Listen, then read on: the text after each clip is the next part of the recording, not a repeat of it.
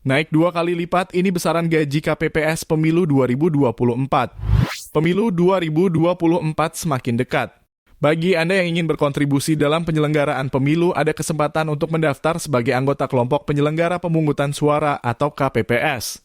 KPPS adalah kelompok yang bertugas untuk mengatur pemungutan dan penghitungan suara di tempat pemungutan suara. KPPS dibentuk oleh panitia pemungutan suara yang ada di tingkat desa atau kelurahan. Anggota KPPS berjumlah 7 orang yang berasal dari anggota masyarakat di sekitar TPS yang memenuhi syarat sesuai dengan ketentuan peraturan perundang-undangan. Sebagai bentuk penghargaan, anggota KPPS akan mendapatkan honorarium yang cukup besar. Kenaikan gaji KPPS ini merupakan bentuk apresiasi dari KPU kepada para penyelenggara pemilu yang bekerja secara profesional dan bertanggung jawab. KPU berharap dengan gaji KPPS yang lebih besar, kualitas penyelenggaraan pemilu juga akan meningkat.